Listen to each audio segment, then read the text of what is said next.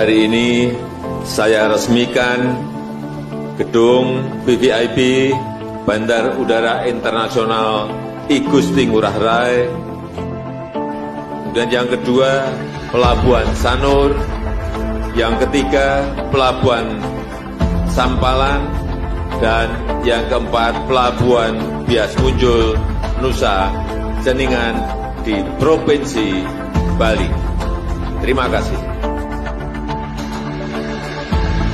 Puncak perhelatan konferensi tingkat tinggi KTT G20 segera berlangsung di Bali pada tanggal 15 hingga 16 November 2022. Indonesia sebagai tuan rumah siap menyambut presidensi G20 yang merupakan pertama kalinya bagi negeri ini setelah diserah terimakan dari Italia pada tanggal 30 hingga 31 Oktober 2021. Kesiapan Indonesia sebagai tuan rumah untuk menyambut puncak acara KTT G20 disampaikan langsung Presiden Joko Widodo usai meninjau rehabilitasi dan konservasi hutan mangrove Tahura Ngurah Rai di Denpasar, Bali pada Selasa 18 November 2022. Penataan mangrove Tahura telah selesai 100% dan siap menjadi venue showcase konservasi mangrove untuk tamu-tamu negara KTT G20. Saya sudah cek dari pagi tadi sampai titik-titik yang paling kecil, sudah kita cek semuanya.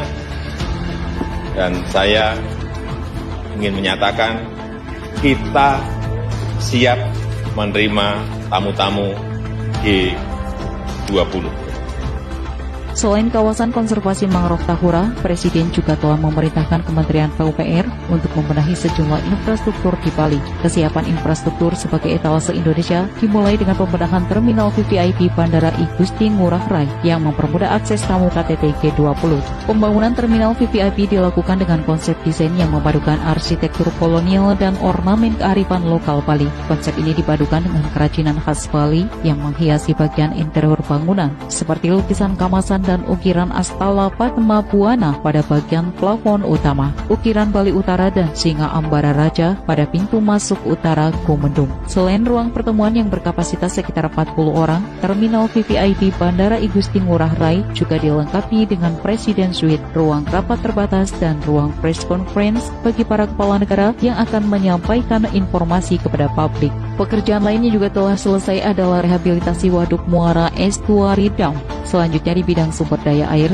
Kementerian PUPR juga melakukan pembangunan embung Sanur dengan kapasitas tampung sebesar 34.500 meter kubik. Untuk meningkatkan konektivitas di Bali sebagai tuan rumah KTT G20, pekerjaan peningkatan dan pembangunan jalan baru juga dilakukan. Dukungan infrastruktur jalan dan jembatan di Bali meliputi preservasi ruas simpang Pesanggaran hingga Nusa Dua, kemudian preservasi jalan Jimbaran Uluwatu dan penataan landscape bundaran, pedestrian dan median jalan mulai dari ruas jalan Bandara Ngurah Rai hingga ke venue pelaksanaan G20, termasuk penataan akses jalan dan kawasan parkir Garuda Wisnu Kencana, serta peningkatan kualitas jalan akses Tampak Siring. Dukungan infrastruktur konektivitas lainnya adalah peningkatan jalan SP Silikita, Kempinski, dan showcase mangrove sepanjang 6,5 km.